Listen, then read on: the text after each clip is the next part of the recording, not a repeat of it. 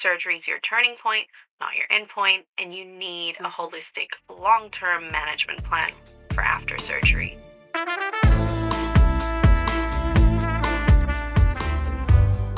You've just tuned in to Rebel Wellness. I'm your host, Kaylee, also known as Coach Kales, integrative clinical nutritionist in training, fitness pro of over a decade, and the woman who refused to accept normal when my body was screaming otherwise. If you're the high achiever who's been told your blood work is perfect while you're secretly Googling why you feel like garbage, if you're crushing it at work but your energy crashes at 3 p.m. and your cycle just feels off, or maybe you've been gaslit by providers who dismiss your symptoms as just stress, and you know something deeper is going on. You're my people. Here's where functional medicine meets real talk strategy. I created this podcast as your resource to take back the driver's seat on your health journey. Women are incredibly intuitive, and I'm here to help you reconnect with that voice. This isn't about perfection or another protocol to fail at. It's about finally getting the answers your body has been begging for and the tools that actually work in your real, messy, beautiful life. Less noise, more nourishment. Let's dive in. Just a quick note before we get started. So everything Dr. Kushner and I talk about today is for educational purposes only. It's not medical advice, and it's definitely not a substitute for working with your own healthcare provider. If you have questions about your health, symptoms, or treatment options, please talk to a qualified professional who knows your personal history. Welcome back, Rebels. Today I have a really special discussion I have been waiting to share with you guys. This is a topic that I think many of us have heard of more now, I would say, thanks to social media and a little bit more exposure. But I would say that it's unfortunately something that is not new, but is very behind on research and better understanding this situation that many women are dealing with. So if you are somebody who's ever been told that your debilitating period pain is just part of being a woman, or you simply are told to just pop some ibuprofen and put a hot pack on and push through your period, this episode is for you, because we might want to discuss your severely uncomfortable periods, because they are not normal. Just because they're common doesn't mean they're normal. I hope that you've been hearing that phrase a little bit more on the health side of social media or through discussions, hopefully with your practitioners, because, unfortunately, most conventional medicine usually says, oh, it's common, so it's fine. And that's not the right way to look at it, which is exactly what my guest today, Kimberly Kushner, and I get to discuss. So we're going to be diving deep into endometriosis, this condition that affects roughly 1 in 10 women, but still takes an average of 7 to 12 years to diagnose. Let that sink in.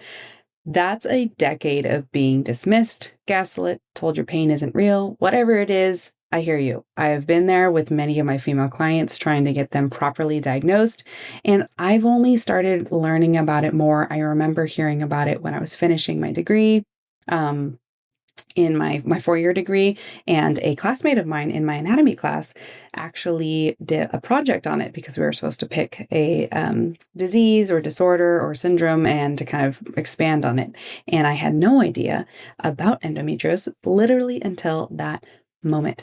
So, like I said, I'm joined by Kimberly Kushner, a naturopath who specializes in endometriosis in today's chat, and she brings something really rare to this conversation, so I was really excited that we got to have her on the show.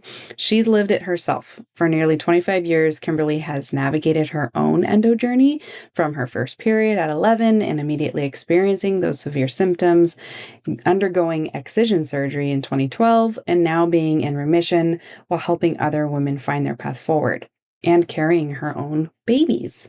So what we're going to explore in today's episode, we're going to dive deep into the stuff that your doctor probably didn't tell you, because this is why we have these discussions. Why those endometrial-like cells may have been deposited in your utero. It's always hard for me to say, in utero. Before you were even born is what that means.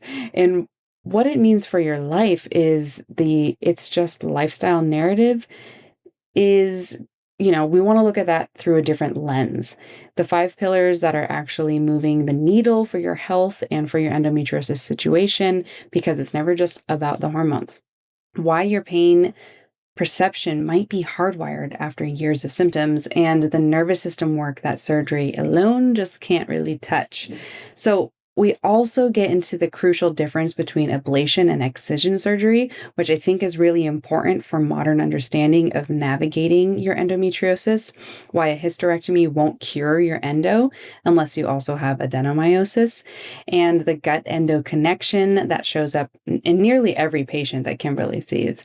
So we also get into fertility real talk, which is awesome because I think that we need to understand that it's not a death sentence for your potential of a fertility journey, unlike what some practitioners may be telling you. So Kimberly's own journey in conceiving her 3 boys naturally after surgery, why male factor matters a lot more than we've been told, and the surprising link between endo and conditions like POTS, EDS, and MCAS.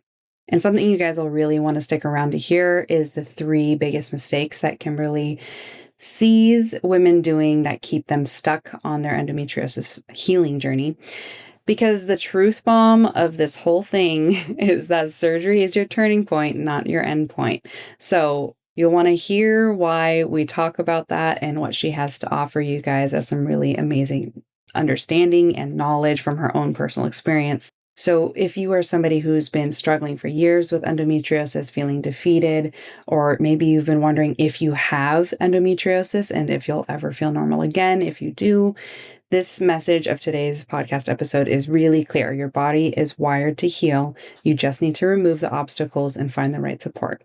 So this isn't about perfection. It's not about doing all the things perfectly. It's about understanding that endometriosis is complex, multifaceted, and requires more than a one-size-fits-all approach. So give yourself permission to advocate fiercely for yourself, to travel for better care if needed, to try the unconventional routes, even if somebody in conventional sides says it's not going to work, and trust your gut when something doesn't feel right. That's some of the biggest underlying tones of today's episode, and I'm really excited for you guys to learn a lot more. Hopefully this will be a helpful and insightful listen for you today. All right, let's get into it with endo naturopath Kimberly Kushner. All right, Kimberly, thank you so much for taking the time to be on our episode today on endometriosis. Welcome to the show. Thank you so much for having me. So I'd love to dive right into knowing a little bit about like how you came to specialize in endometriosis and like what's your personal connection to this work. Yeah, of course. So when I first started getting my periods at the age of 11, I was extremely shocked. I was frightened. I was not expecting what I was experiencing. I was in a lot of pain. I was experiencing classic endo symptoms from the onset of my periods, and I was dealing with them all throughout high school and through my years of study. After school in university, I was studying to be a nutritionist and a naturopath, and so I was very much drawn to complementary and alternative medicine, functional medicine. And I knew that I wanted to focus on women's health, but endo just shaped so much of my own story that there was no denying that this is the population and the demographic that I'm supposed to serve, because it was such a foundational part of what shaped me as a person and as a practitioner. So I've been dealing with symptoms for the last almost 25 years. Although I would say these days I'm pretty much in remission, which is amazing. I've had 1 surgery, proper excision done well, back in 2012. And so it's been a long time since then. And I've been able to kind of successfully manage without having to go back and get repeated surgery. Not that there's anything wrong if anyone has to do that. But yeah, having the knowledge as a health practitioner and having this as part of my own story and shaping me has really drawn me into this space to serve women with endo. Yeah. That's amazing. Yeah, I think that sometimes like even what I've been finding for my own, transition into focus of different niches, it's really like when you've gone through it yourself, you can really understand it from a different depth. And so I think that though it's unfortunate you yourself had to go through endometriosis and whatnot, I think now you're a resource for more women and, everyone listening to this podcast is going to benefit from that experience as well. Yeah, exactly. Okay, so when, you talk about that experience when you started your period, from my understanding, and we'll kind of come back around to having you just define for our listeners what exactly is endometriosis as a diagnosis. But I have heard that, a lot of times we tend to experience endometriosis like pains immediately once, that estrogen spikes when we go through puberty. Is there some truth to that, or how does that work? I do see a lot of patients who have experienced the same thing as me, where their first from the onset of menarche or their very first period, they're experiencing symptoms. So absolutely there's truth to that. But then you also see many other women who don't experience symptoms until far later in life. So that's the thing with endo. We don't know the exact cause. There are multiple postulated theories out there. However, um, working in this space, I definitely think it's a combination of factors. There is a Mhm. theory that these endo cells have been laid down in the baby girl from in utero, and Yeah. for example, if that's what happened in someone like myself, that surge in hormones at puberty could be the triggering thing that kind of switches it on in combination with a variety of other factors like immune Yeah. dysfunction and other genetics and chronic inflammation and so on and so forth. Mhm. And So, toxin exposure. Yeah, okay, so that's interesting, and you brought up the big topic of us understanding a little more now that, those endometrial cells can be deposited. Can you so it's expand been on that a little? found in newborn babies. Mhm. So yeah, in the development of a baby girl in utero, um, the cells can be laid down and something later in life can switch it on, and it can be a variety of these things and an accumulation of things. Like you said, toxin exposure. There's links with generational toxin exposure, like Yeah, what's the mother been exposed to, even grandmothers. So yeah, there are so many factors to this, so many variables. definitely. Yeah. Yeah, and I think that that's important because I have seen some people, like, since it's kind of a hot topic as well on, health side of social media, since unfortunately so many women are struggling with endometriosis and are Yeah. now getting a name for it, that, similar to some aspects of PCOS, people think that, like, "Oh, well, endometriosis is a lifestyle thing," and we're finding out it's absolutely not, right? It starts genetically, and it can either present or not present, and it can be managed better through lifestyle, but it's not caused directly by lifestyle, right? Yeah, and that's the thing, we don't really know. They're saying, "Oh, there's an element of retrograde menstruation." And if that's true, how is lifestyle causing retrograde menstruation? Like, that's something we can't really control. Um, but definitely lifestyle factors can either help you manage better or can worsen the way you experience endometriosis. I know that for a Yeah, fact. absolutely. Yeah, Yeah. there's no Can you, sugarcoating let that. our Oh, sorry. Yeah, Sorry, no. I was just saying there's Mm, no sugarcoating that, but at the same time, I don't want people to think that that's disempowering. I want people yeah. to realize that that is actually empowering. There are things that we can do. It's not Mhm. easy, but there are things we can do. Yeah, absolutely. Anything easy is not, always, the best for us. Well, that's what Most I things say. that are We've easy. been dealt a difficult hand here with endo. Mhm. So, yeah. Absolutely. Can you explain to the listeners a little bit about what retrograde menstruation is? That's something Yeah, I so it's recently have learned essentially about. period that instead of exiting out of the vaginal canal, it's going upwards and backwards in through your fallopian tubes and going into the pelvic and abdominal cavity. So there are Yeah. theories that say that is what causes endometriosis. But then you go, how is that the case in girls who have never had a period before and then are very symptomatic? And that's when Yeah. other theories come in. So, yeah, Yeah. Yeah. it's Yeah. So it's kinda like it could be a mixed bag, like, for different people, oh yeah, how absolutely. yeah. Yeah. And from kind of bridging the gap between clinical and extremely casual, how would you describe, what exactly is endometriosis? Yeah, so there is endometrial cells that line our inner lining of our uterus called the endometrium. Now, endometriosis is not just this endometrium that is found in other places in the body. It's tissue which resembles the endometrium, which is like the endometrium that is found outside, outside the uterus, which is, it can be on your ovaries, it can be on your bowel, it can be on your bladder, it can be on your pelvic ligaments. It's like the endometrium, but it's not exactly the same. It behaves differently, and yeah, it functions differently too. Okay. Yeah. So Yeah. it's And endometrial-like tissue that's yes. deposited Yeah. around the body. I That mean, they found it as, yeah, that's like it can grow in your nose, lungs. So it's not just confined to the reproductive organs or the abdomen.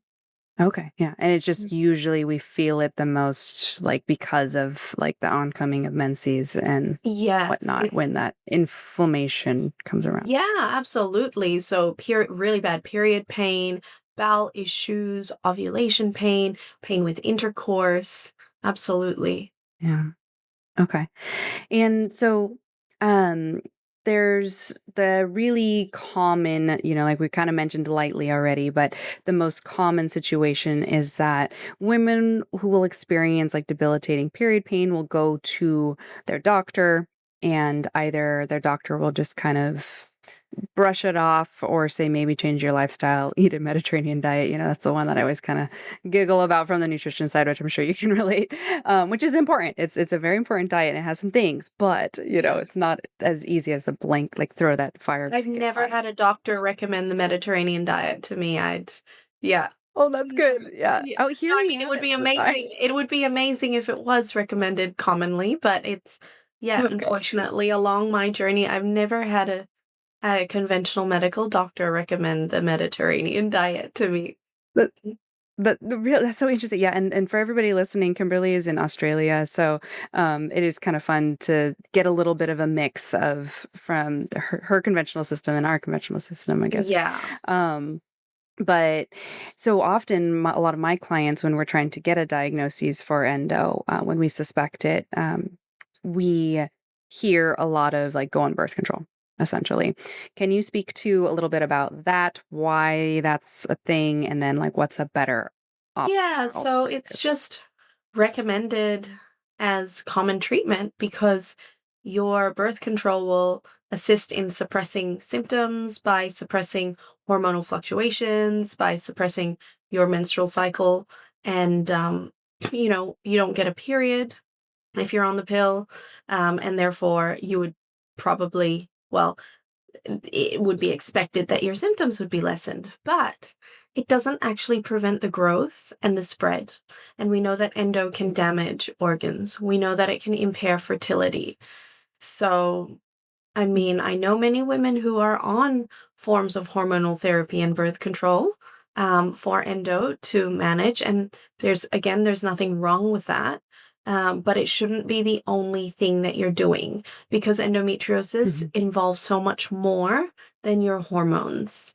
And the birth mhm. control approach is predominantly, it is addressing the hormonal aspect, solely the hormonal Yes. aspect. Solely, yes. Yeah. Yeah, and so kind of expanding on that actually, can you talk a little bit more about what the entire ecosystem is outside of just hormones? Because I know most of the time people just hear, oh, estrogen dominance, therefore Yes. endometriosis, and it's like not chicken or the egg like that Yeah. all the time. So I I always say yes, the hormonal aspect is a big part of it, that Yeah. we need to focus on supporting estrogen metabolism, detoxification, ensuring we're getting ample ovulation and good levels of progesterone that we're making. Again, if you're on birth control, like the pill to suppress ovulation, you will not be making progesterone.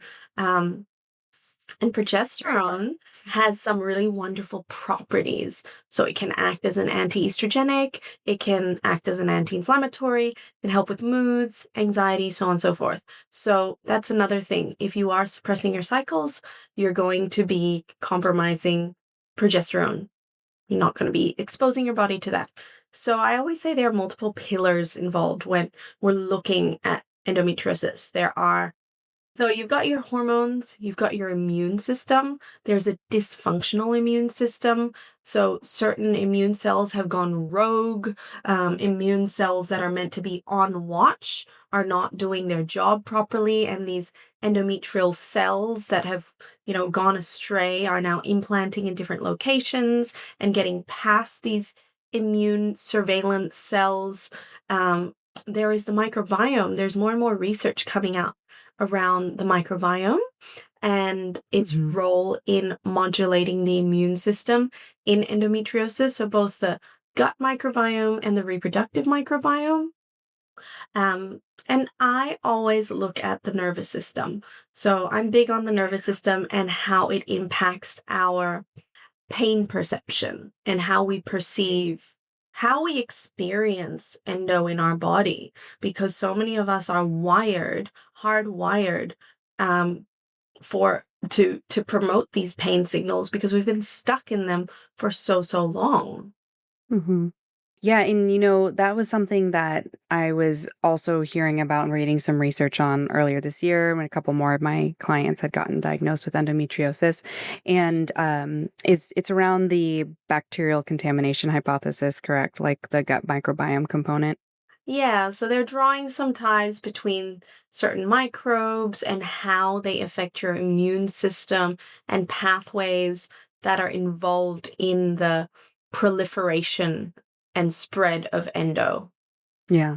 Yeah, I thought that angle was the most interesting. I think it is really overwhelming about just how much the gut microbiome impacts our health. And I was just talking to somebody the other day because I think it was Socrates that said the all disease begins and ends in the gut kind of thing. Yes, And it's like that funny because it's famous like quote. 2,000 years ago.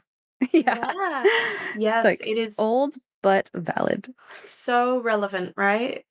Mhm. Yeah, and I think, so kinda like to what you were saying, there's a pretty strong would you say with the patients that you work with endometriosis and even for yourself, that strong connection between IBS and endometriosis? Yeah, absolutely. Almost every single endo patient I see has some gut issues. And whether it Mm. be, you know, diagnosed as IBS as well as endo, or even endo misdiagnosed as IBS. I had my first colonoscopy and gastroscopy at the ripe old age of 15 because I had such severe gut issues. Yeah, and was diagnosed with IBS and was put on two gut meds at the age of 15 for years, Oh my god. plus birth control from about 14 or 15. So, regardless of whether you have endo on the bowel or not, you can definitely still present with IBS like symptoms. Yeah, okay. And speaking of that, actually, let's kind of differentiate between just, normal symptoms that somebody might have for like a bad period or something like that versus like endometriosis type of periods and other symptoms that might Yeah, so you coincide. can have primary dysmenorrhea, where dysmenorrhea means period pain, primary dysmenorrhea without endo, um, you know, or you can have endo, and some women have endo without period pain, which makes things even more complicated. Sometimes women have this thing called silent endo, which I don't believe is silent at all, where, their only symptom may be that they struggle to conceive. Um, Mm, yeah. so there's really no rhyme and reason to it. And that's when I start getting deep into like, oh, what's going on with her nervous system versus her nervous system? If she's riddled with endo, Yeah. but she has no symptoms, why is she wired to not feel it? Um, which is a Yeah. whole other fascinating. Like, there could be so many interesting studies just based on the questions that go through my head every day about all Yeah. this. Um, but yeah, Totally. your period should not be interfering with your daily activity. It should not have you, feeling in in agony, in agonizing pain. It should not be causing, severe constipation in the lead up and then diarrhea during. It should not be wiping you of energy. You should not have to cancel days in your calendar Mhm. because of your period. That is not normal. A little bit of cramping is fine, but it shouldn't interfere with your day-to-day life.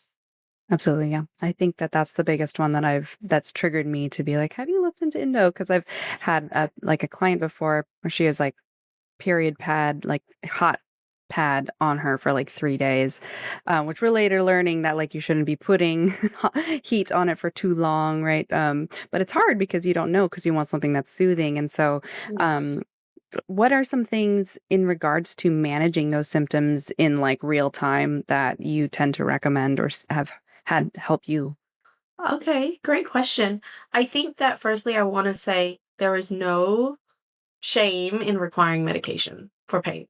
If you have, if you have to get through that day and you have to get through that day and you need to take your paracetamol and ibuprofen, you do that. But if you are having like a rest day and you want to look into other ways to managing your symptom. Obviously, heat. I find water really helpful, like getting in the shower, getting in the bath, massage and counter pressure. So, pressing into your lower back, certain pressure points around your sacrum, around your hips, legs, even feet, like reflexology, rolling your foot on like a Mhm. tennis ball. Um, I don't know if you know what a Shakti mat is, but they're the mats that have like the little Yeah. spikes. So even just laying on Mhm. that, but even movement, like distracting your body with movement, even just like sitting on your bed and rocking your pelvis or sitting cross-legged and just closing your eyes and doing circles. I'm big into like somatic therapies and nervous system stuff, just in case you haven't Mhm. picked up by now. But I think that's so important because I always ask people, how do you respond to fear? Sorry, no, how do you respond to pain? Or how do you respond to the Mhm. symptom when it first starts? Are you catastrophizing it? Like, because we have experienced the worst of the worst. We've experienced the thing that's landed us in the emergency department only to be sent home and been told, you're fine. So that sensation evokes that anxiety, evokes the fear, it evokes that spiral. So I always say, welcome it with curiosity, or meet it with curiosity and see where it goes. Just observe it, Mhm. and see what happens, and then do these things. Herbal medicines that I really like, cramp bark is a good one, corydalis, Jamaican dogwood, curcumin. You can experiment with proteolytic enzymes like nattokinase, serrapeptase.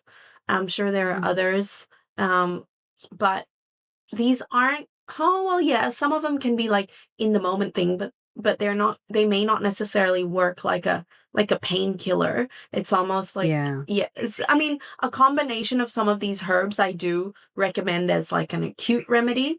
But then you Mhm. also have to work on the background chronic inflammation that's happening. You got to work on Yeah. that.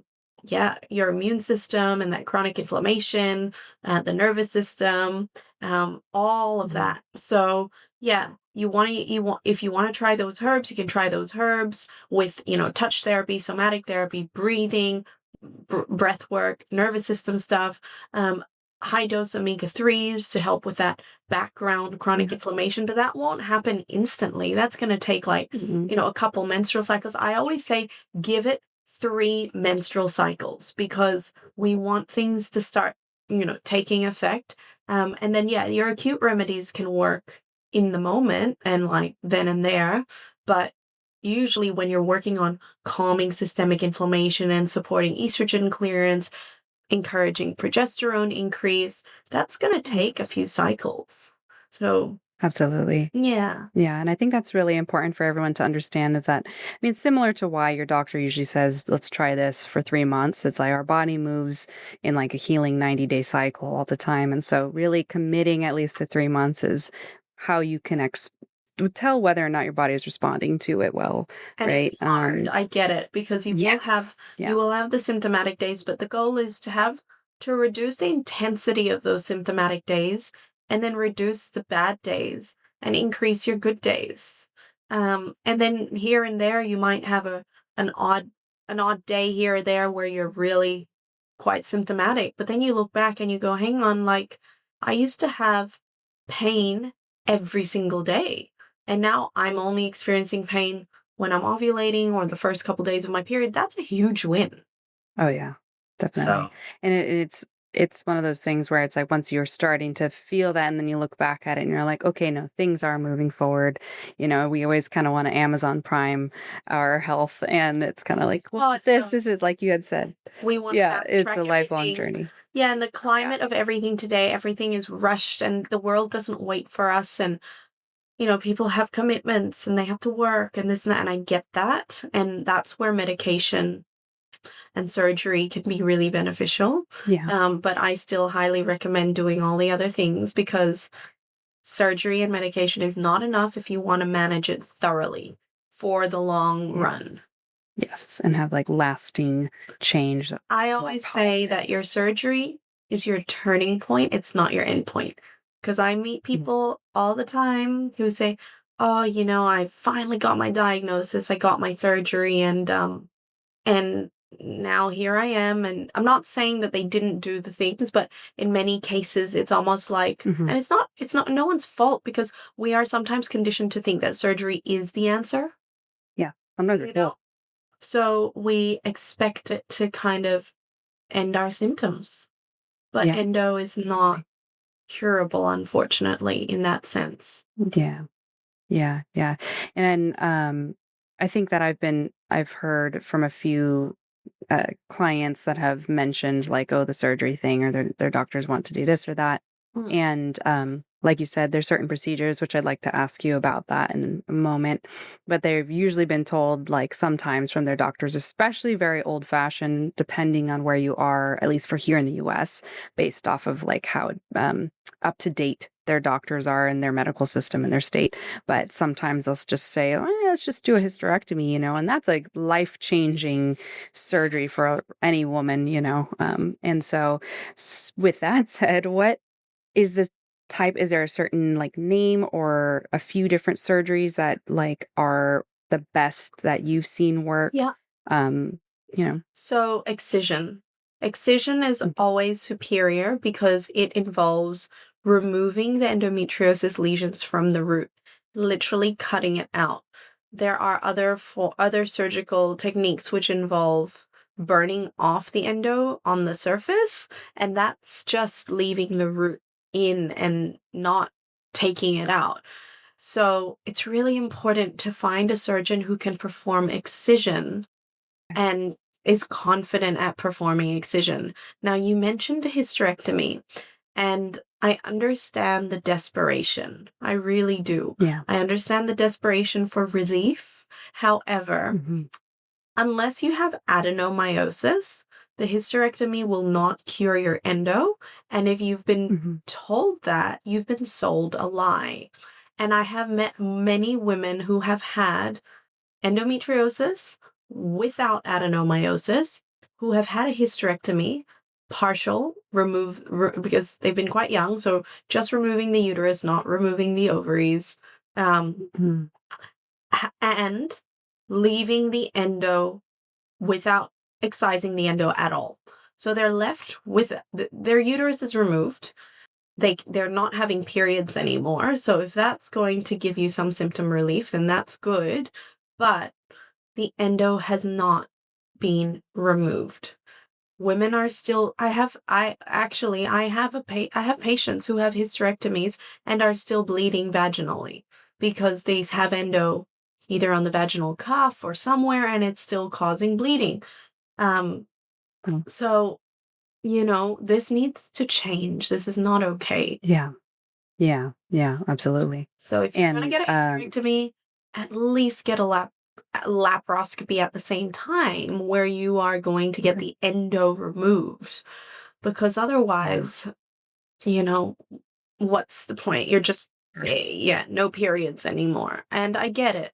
So it is a cure for adenomyosis. It is a definite cure for adenomyosis, which is a condition which is similar to endometriosis, but it's Hmm. embedded in the myometrium, so in the uterine muscle itself. No. Um, Hmm. and the only sure way to deal with that, or get rid of it, is to remove the uterus. So, yes, a hysterectomy will fix that, but it's not going to fix your endo Okay. How often do you usually see adenomyosis with endometriosis all and the then time. standalone? All the time? Okay. Oh, all the time. Yeah. Yeah. Yeah. Yeah.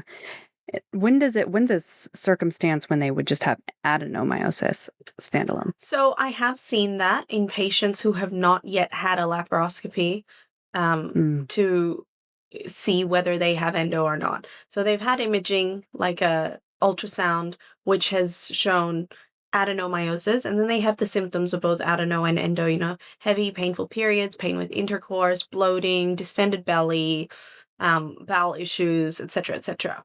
Um, and they may not opt for surgery. So at that point, okay. we know that they just have adeno. They probably have endo too, but they're not getting the surgery because of whatever reason. Um, and then we just work on the adeno, which we deal with them the same way, basically, from a naturopathic Okay. perspective. Yeah. Yeah. Yeah. Because they're pretty similar root, Yeah. essentially, right? Yeah. Yeah. Yeah. And with those symptoms kind of laid out, thank you for sharing about that. Because I think the discussion about like how to operate on it literally is definitely muddied for some reason still. But when Because there is no gold standard for endo. yeah, yeah, Yeah. definitely. So do your So it due sounds like oh diligence. sorry. Yeah, so do your due diligence. Do your research, find the best surgeon for you, and and yeah, trust your instinct also. Yeah. Yeah. Because many 'Cause of us have been, dismissed for so long. You kind of know in your gut when you meet a good practitioner that you feel comfortable with and that you trust and who knows what they're doing and what they're talking about. So, yeah. yes. Yeah, yeah, absolutely. And it is something where, it's definitely encouraged. At least I know I've encouraged, and I think on some of your past posts I've seen that you have even traveled to see different practitioners that you resonate more with or that you trust because sometimes those procedures are really important to Oh, be yeah. the right care, right? Oh, yeah. So yeah, absolutely. I'm very much I mean, I totally understand that it's not feasible for everyone to do Mhm. this. Mhm. Um, However, in the States, a lot of my patients do travel for care anyway, go from state to state. I think that's relatively common, um, given, like if you have a set of conditions and you really need to see the specialist who niches in the niche. So, Yes. yeah. Yeah. Yes. Which Yeah. that is a huge thing, especially because there's a lot of generalists out here, especially with, people Yeah. wanting to mainly go through insurance, of course, especially because a lot of these procedures Exactly. cost a lot out of pocket. Yeah. And that's another And thing. Yeah, exactly. And I think that's why, a lot of women still aren't receiving the care that they genuinely need because of yes, those hurdles. absolutely. Yeah. When it comes to ways for them to advocate for themselves, if you feel like if you're somebody listening and you're like, I feel like this resonates, I feel like I probably have endo, what would you say is your best kind of list of things for somebody to go through for Yeah, so I ended up at a point where I was, yeah, 12 years to get a diagnosis. So I totally understand. Yeah, I totally understand the challenges and the difficulty. And, after you've been from doctor to doctor to doctor and no one's mentioned endo, but you present so typically.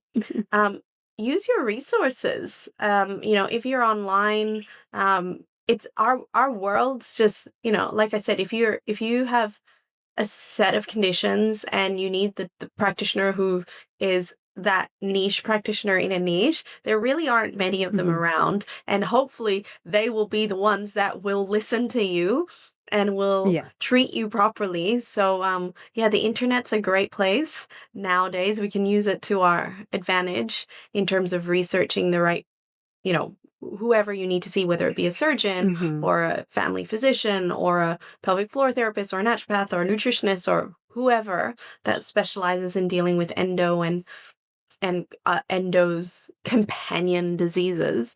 Um, Mm. but yeah, I always say, bring someone you trust with you that has your back, because it can be extremely overwhelming to go, especially if it's a new appointment, right? If you're a new patient, you're about to see someone, you've probably, write down a list of things. I've done this many times, but I end up rehearsing what I'm going to say because you have Yeah. this doctor, you almost have this like, it's hard to explain, but it's almost like you have this Hmm. fear straight away of Yeah. rejection or fear of being dismissed because you've been through it so many times. So it's like, okay, I have to get this right. So write everything down, research your questions, bring in all your imaging, bring someone you trust, um, Hmm. and just come armed and prepared.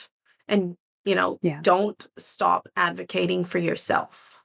Definitely. Yeah. I think that's really good advice because there's a lot of doctors that, especially too, when you said like, well, I looked up online. So it's like sometimes there's like, we maybe have ChatGPT tell you how to not say I used Google University, but even though there's a lot you can learn. Yeah. um, but yeah, I think that that's a really great way to kind of come into something, especially when, sometimes you can be, um, I'm not sure what the term would exactly be, but basically when doctors kind of overpower you with kind of their expertise in a way, and sometimes they do sometimes feel it too, like they're just kind of sitting down, rushing. What's your problem? What's going on? Can I give you something for that? Okay, go home. And It's sometimes it's tough. like that, and It's yeah, tough, yeah, yeah, and I would also research the specialist. So if it's a yeah. endo excision surgeon that you're after, research the specialist. Research the person you do want to go see. So in Australia, the system is that you need to see your primary carer and then they refer Mhm. you to the specialist you need to see. But if you don't want them deciding who you are to go see and you want to go see the specialist that you want to see, then you could propose, this is the person that I want a referral to. So, like I said, do your due diligence, research the surgeons, and then go see your primary care, and then they know who to refer you to. Yeah, yeah. But again, that's a lot of work on the patient, and it's hard, It especially if is. you're feeling awful. Yeah, So, I get totally. it. I really do. It's Yeah, a full-time job yeah. being chronically ill, I'll tell you that. Yes, it is. You kind of pretty much have to be your own Sherlock Holmes in a way. You have to Yep, all the help plus the navigate. admin and the transport and the Yes. funds and your meds Mm. and everything. It's tough. It really is. Yes, really tough. And what are some red flags that you've seen with, like, especially throughout your experience, if when somebody's experiencing a new doctor and they're trying to talk to them about it, what would you say is like a red flag to maybe go and find another practitioner to explore? Yeah, so if you're very symptomatic and have all the symptoms and you want to get surgery and do at least an we call it an exploratory laparoscopy to see if endo's in there. Although I wouldn't recommend just doing an exploratory lap. If you're already under general anesthesia and you're under the knife, you might as well do the exploratory lap and excision at the same time if they find anything, rather than do excision at a later stage. So if you have the symptoms and you're seeing your specialist and they reject you, then that's a red flag, or just get you on hormonal suppression. That's a red flag. Mhm. Without hormonal suppression, without being open to doing more investigation, whether that be, Okay. because you can do really quite sophisticated imaging these days for endo, Mhm. like really, really good MRIs. There are sonographers that are trained to also look for endo. So red flag is just hormonally suppressed without doing other investigations. And Okay. then yeah, rejecting you if you don't, if if if they say you're not a candidate for an endo surgery despite being incredibly symptomatic. Yeah. Yeah, totally. Which it would be so frustrating and disappointing to be that person who probably is like, "No, I'm, like, really having this pain," and Yeah. to be told, like, "No, And sorry." the other thing is fertility. So, um, Yeah. there are many fertility specialists out there who Mhm. fortunately are very aware of endometriosis. So if they know you have endo, hopefully, or if they suspect you have endo, red flag would be not to go hard on IVF until more Mm. investigations are done, because IVF Yeah. can worsen endometriosis. Oh, okay, yeah, that makes sense, especially with, like, the, hormonal therapy Absolutely. driven versions. Yes. Yeah, Yeah. yeah, versus the natural cycle version for anyone listening. Yeah, so Um, IVF can definitely worsen your endo. So if you've got all the symptoms and you've been trying to conceive unsuccessfully, um, a red flag for me would be pushing IVF without doing the mhm. investigations. Yeah. Yeah, that's great to point out as well. Which, Mm. speaking of that, if you're willing to share a little bit, I know you have kiddos. How Yeah. was your fertility journey, especially since you obviously have endometriosis? Yes, happy to share. So thankfully, I had my um my surgery when I was quite young, and I was able to conceive naturally within a year of the surgery, Wow. which is wonderful. And Mhm. pregnancy and birth and postpartum is a whole other story with a whole other set of challenges. But in terms of conceiving, um, yeah, after I had my surgery, That's great. I was very proactive at optimizing hormones, doing the things I mentioned before, immune system, nervous system, inflammation, all of that, Mhm. and was able to Yeah. conceive. So I've got three Mhm. boys. Um, Wow. I, yeah.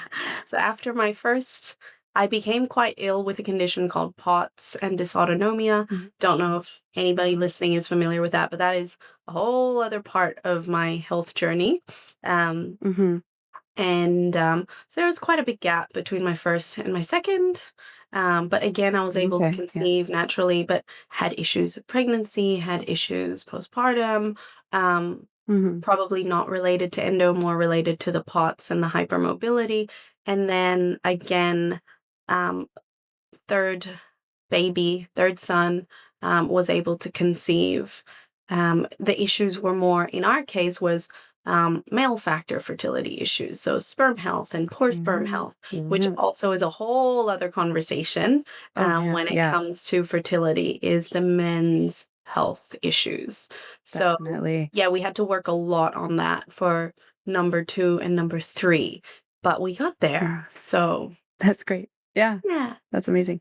Yeah, and I think that discussion about the male's fertility needs to be had more and more so that women know that that is a huge factor that before used to be kind of brushed off. You know what I mean? Yes. Um, so I actually had a discussion with one of my clients who's in his mid 80s, and he was telling me about his first wife and their Wow. fertility, and I was like, "Oh, like, did they ever look into your sperm health and this or that?" And he's like, "No.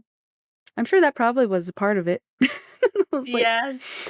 Yeah. "That's totally different nowadays," because she went Yeah. off and got married again and had a Oh, wow. baby with the next. So that's what prompted me to think like, "Oh, did they look into yours at all?" Yeah. Yeah. But it was okay. He did not want kids, so it worked out for him. There you go. Um, but yeah, I think more women need to know that there is a sperm factor that is big. 100%. Yeah. Yes, yeah.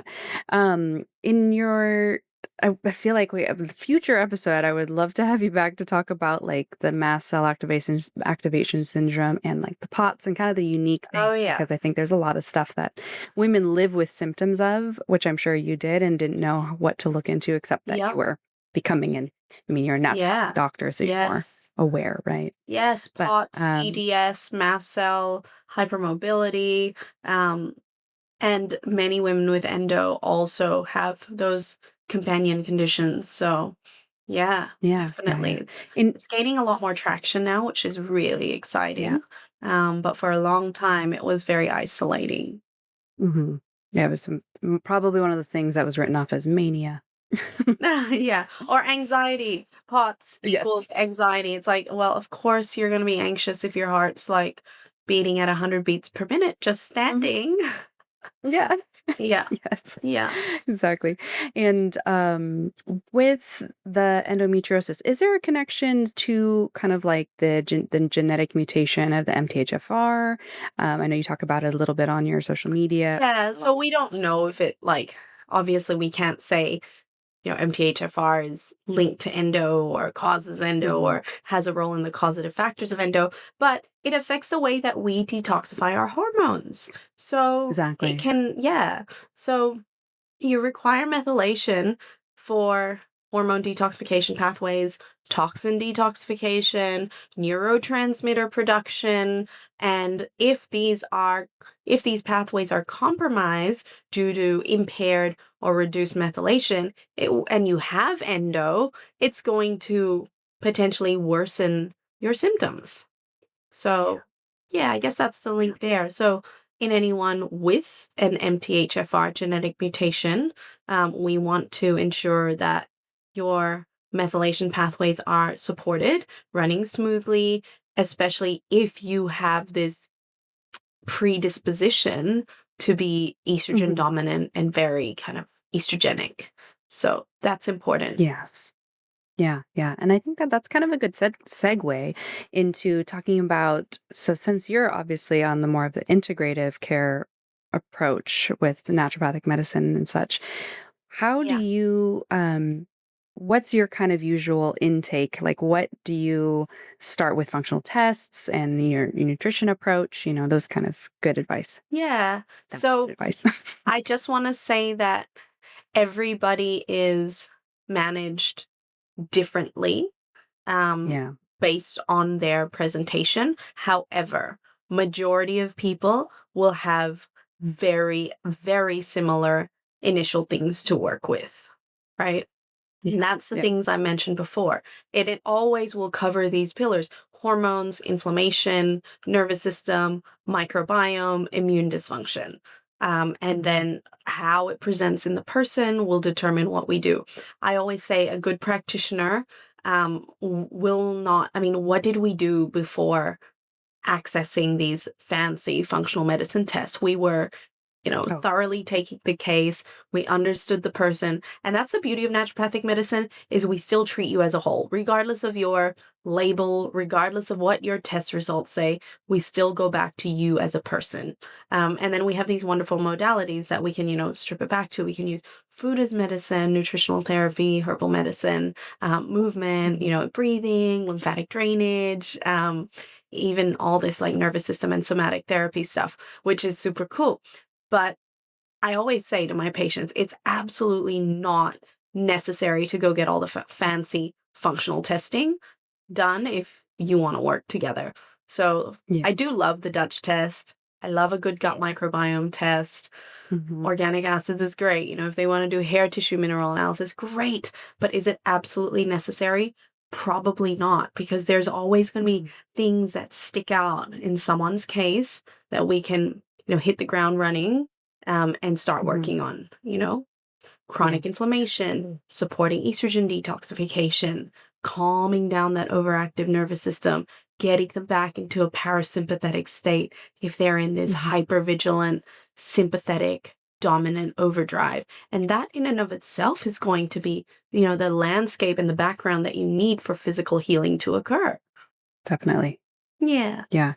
Yeah, it's the foundations that when you were talking earlier about supplements and stuff, kind of coming back around to that, it's done. None of that stuff really can touch it if you're not doing those foundational things you just talked about, right? So Yeah, so if I think you're that's constantly the main feeling piece. unsafe in your body, you're constantly Mhm. scanning for danger, you're feeling a twinge and you're spiraling, you are hypervigilant. Yeah, and there's going to be major roadblocks that you're going to hit. Um, we can try and iron out the kinks with your methylation pathway and your gut and this and that, but it's a two-way street. What's in your organs is talking to your nervous system, and then there's the signals from your nervous system that's talking to your organs. So, yeah, really need to focus on helping you feel safer in your body because it's been such a, Definitely. for most people, it's been such an unpleasant experience being in a body that, has been experiencing so much pain and discomfort. And then there are layers on top of that, like, the disappointments with fertility challenges and Yeah, traumas and so on and so forth. So it's very definitely. complex. And this is what I mean. There's so much that surgery cannot do Yeah. anymore with endo. Yeah. Definitely. Especially because females also kind of because we have a tendency to, like, feel so much Mm. deeper, access compassion quicker, and empathy, and all these kind of things. Sometimes we Yeah. kind of, underestimate how much we store it in our body as well, and Oh, for especially if we've been sure. through certain traumas. Mhm. Yep, and there are definitely clear links with trauma and chronic pelvic pain. So, yeah. Yeah. Yeah, Yeah. definitely, yeah. When it comes to, the different, nutrition approaches, what are some, like, non-negotiables that you usually like to do, at least when somebody's in before they are in more of a remissive state? Yeah, so the baseline is always an anti-inflammatory lifestyle and diet approach. And that often means, stripping off ultra processed foods, adding in lots of color, antioxidants, good fats, fiber. And then on top of that, we might layer a lower histamine diet approach on top, which I find works really well because a lot of women with endo find that histamine is a big trigger for their symptoms. So anti-inflammatory as a baseline, and then low histamine on top of that, or depending on their unique food intolerances, we tweak it. For antihistamine foods, kind of what I usually think of initially is, like, fermented foods can often carry a lot of histamines, right? Even, thicker skinned fruits like bananas and avocado tend to have more histamine, as well as, what are some other things Yeah, just so for, like, some really common histamine triggers. So there are higher histamine foods, and then there are foods that suppress diamine oxidase, which is the enzyme that breaks down histamine. So it compromises your ability to break down histamine, which also act as like histamine liberators because they prevent the Mhm. breakdown. Bananas, pineapple, kiwi fruit, strawberries. These are like your more Mhm. common triggers.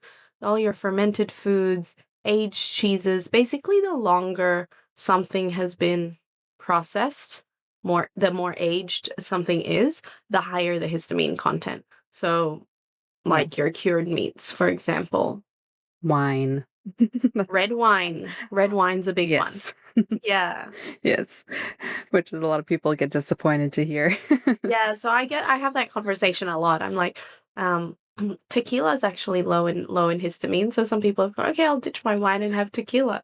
You But have to tell me twice. I'm obviously, unfortunate. all alcohol is Yes. is going to compromise your liver function, detoxification ability, neurotransmitters, inflammation, gut health, Mhm. mood, Yes. sleep, so on and so forth. Yes. Yes, there's not really a good place for alcohol in a healing protocol, that's for sure. Yes, that's true. Sadly.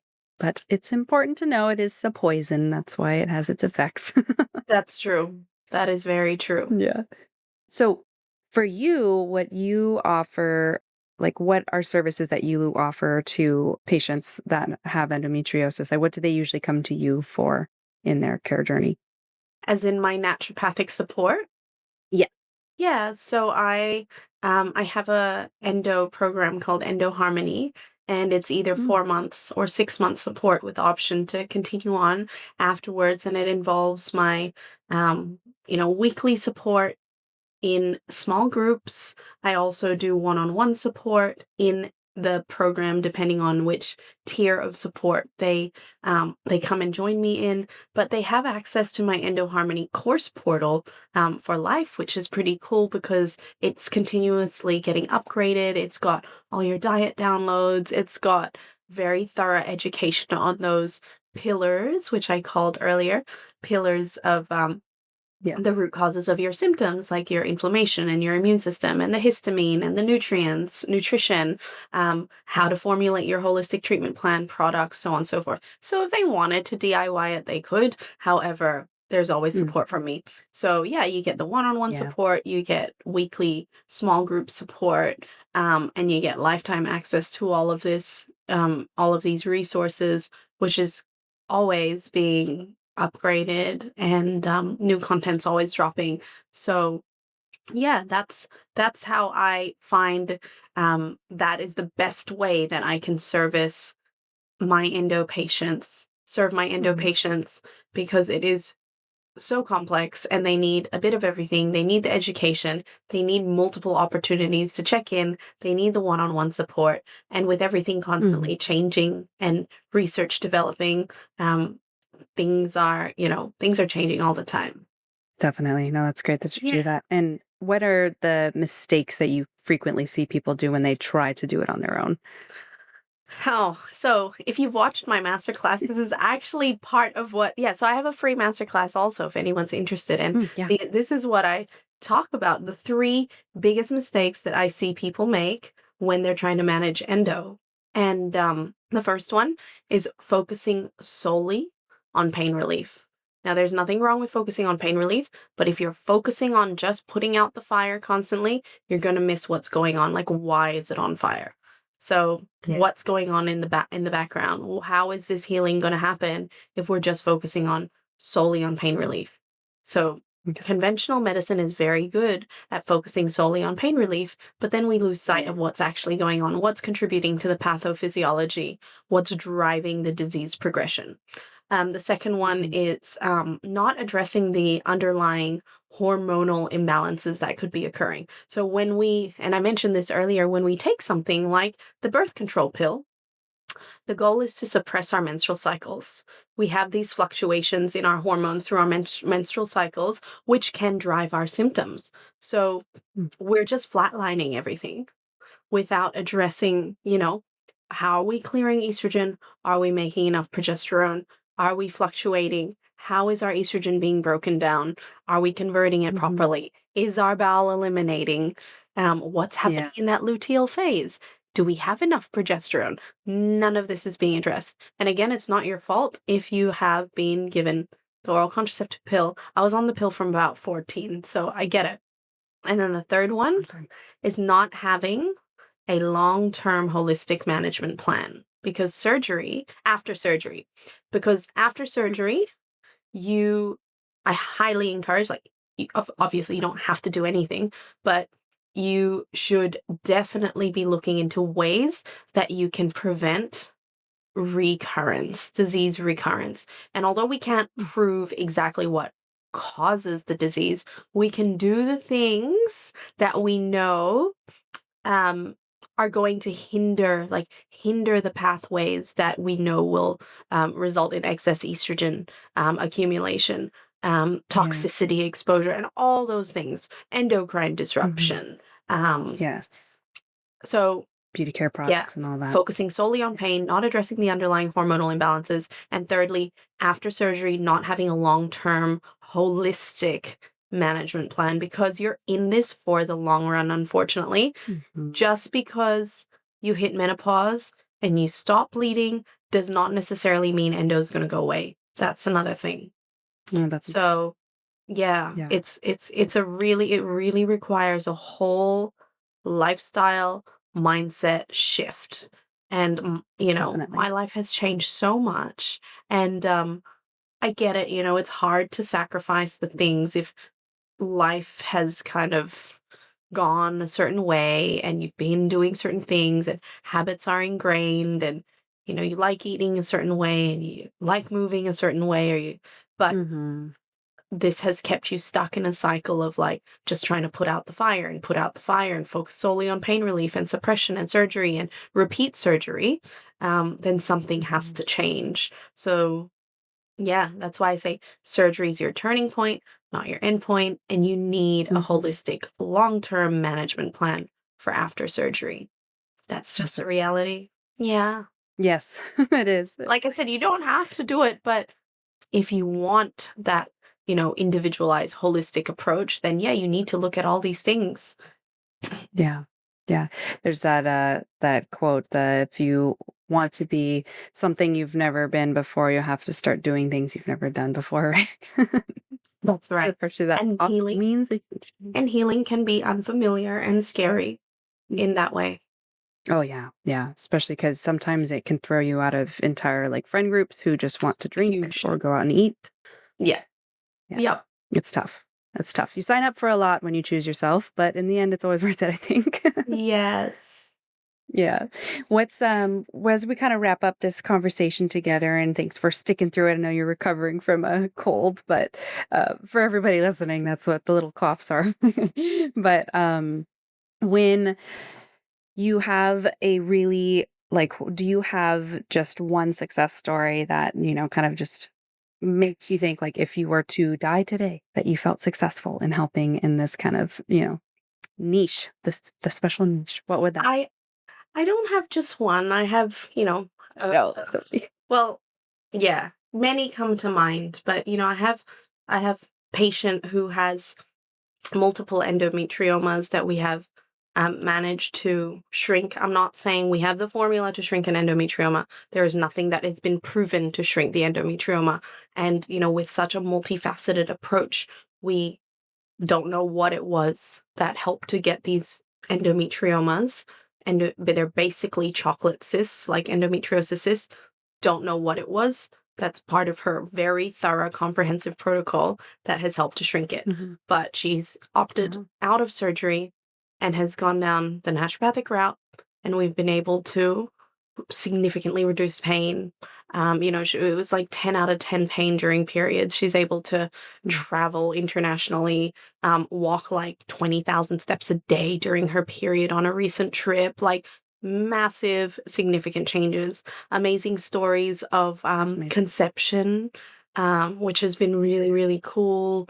Um, and yeah, I love the conception story. So, oh yeah, this one's a story about a woman with one of how I mentioned before adenomyosis. Mhm. Patients sometimes don't go on to get lap surgery to see if they have endo as well, but they have confirmed adeno. So, a geriatric. I hate the word geriatric pregnancy. I know. 39 years old, um, trying to conceive, has adenomyosis. Partner was, I think, 15 years older than her. Um, Oh, wow. and he had very poor sperm quality, big smoker, big drinker, very stressed, Yeah. very fast-paced lifestyle, very busy couple. Um, and yeah, she's just recently had her little boy. So Aw. that's always a heart it's always warms my heart, and it just goes to show like Mm. the work that we do is really powerful. So Absolutely. yeah, and I mean, Yeah, so many people underestimate it.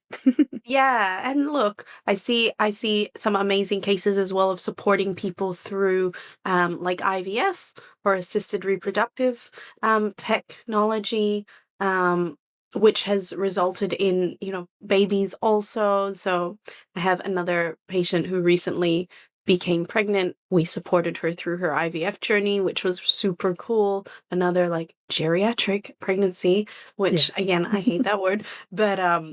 yeah, yeah. So lots of That's really awesome. cool stories, and I am super Amazing. grateful that I get to be a part of it. It's really such an honor, to Mhm. be able to Yeah, journey alongside, to be trusted, definitely. and to assist. Yeah. No, that's amazing. One of my, friends up in Portland is doing IVF, and they've now apparently decided to start calling it elderly instead of geriatric, and I'm like, "I don't think that's better." No, that's not I better. was like I was Oh, like, "Elderly?" I was like, "What?" So yeah. weird, she was also 39, so, Oh um, dear. I remember her texting me that, and I was like, "Is that for real?" But Oh, I maybe they should just call it, like, mature pregnancy or something, I don't know. yeah. Yeah, but that's amazing. I'm so grateful that you're out there doing that for women, especially because this experience, like I had said in the beginning, is something that a lot of people don't have a lot of, women's voices around the same age as them kind of discussing this topic Mhm. in an approachable way. So I think that's amazing. And so I have two last little questions for you to finish. Okay. One of the things I wanted to ask was for the women listening who's been like struggling for years and feels defeated, what would you want her to know if you had to say like one little thing? There is hope, and don't give up. You just need to find the right person, right people around you to uplift you. I understand the feeling of feeling defeated, um, but your body is wired to heal. We need to remove those obstacles so that there is room for healing. Mhm. That's great. Yeah. And my final question I like to ask everybody who comes onto the podcast, in what way, if any, do you find yourself a wellness rebel? Oh, a wellness rebel. Gosh, you've really put me Yes. on the spot Anyway. here. How am I a wellness rebel? Um, I don't even know how to answer that question. What's the definition of a wellness rebel? Well, kind of, going against, I mean, I can even think from our conversation for you, but going against like whatever The is grain. like the status quo. Yes, Yeah. Oh exactly. gosh, in so many ways. I don't think everybody with endo should have surgery. Okay, so Yeah. that could be a really against the grain thing. Not everyone's the right candidate for surgery. Um, Not all infertility clients require IVF. That's another big thing. Yeah. If you dig deeper, you may not necessarily need IVF. And Mhm. I do believe that you can be put endo in remission, even though we can't say we cure it. I do believe Yeah. you can put it into remission. So, yeah, these are, I guess, some rebellious Yes, foundations that those definitely are. I practice from Yes. this rebellious place. Yes, we share many of those, and I'm glad that you said those from your Mhm. experience as well. Yeah, But all right, thank you. What are some ways that people can connect with you? And everybody listening, of course, I'm going to have these in the show notes as well. But perfect. Yeah, so I am active on Instagram. You won't find me on the clock app because I yeah, find the clock app way too overstimulating and same. I cannot. Yeah, I don't think that's good for anyone's nervous system. Mm-mm. But I'm always pumping out good content on Instagram, or I hope it's good content It that's is. useful to you. And you can find me at my handle, which is Endo Naturopath, or on my website, endonaturopath.com. Awesome. Amazing. Thank you so much, Kimberly, for taking the time to do this episode. I know so many of my listeners have been eagerly awaiting this one, so I can't wait to share it with everyone. Thank And you I so hope you much. have a good recovery from your cold. Oh, thank you. Thank you so much for having me. Of course. Take care. All right, Rebel, that's another episode in the books. If you're sitting there thinking, oh my God, this actually makes sense now, do me a favor, screenshot this episode, tag me at Kaylee Loren or at Rebel Wellness Podcast on Instagram, and tell me which piece hit different. Your aha moments literally make my entire week. Want more of this energy? Jump on my newsletter where I spill the tea on everything from blood work interpretation to why your cravings aren't a character flaw. It's the unfiltered stuff that would make this episode 3 hours long. So if you want more of that, join our newsletter on my website, coachkales.com. And listen, if this show is becoming your weekly dose of someone finally gets it, please smash that 5-star rating on Spotify or please drop us a review on Apple Podcast. It helps us grow and expand and share more education with more women like you who need it. It's really important that we support our sisters. Real talk though, disclaimer time, I'm dropping knowledge, not prescriptions. Everything here is educational. I'm not diagnosing, treating, or replacing your healthcare team. Think of me as your research obsessed bestie who happens to know a lot more about hormones, gut health, and all the good stuff than your hairdresser or that random health guru that you're not quite sure if you should trust her background. Keep questioning the status quo, keep trusting your body's wisdom, and keep showing up for yourself. You're doing better than you think, and I'll be right here cheering you on. Catch you next week.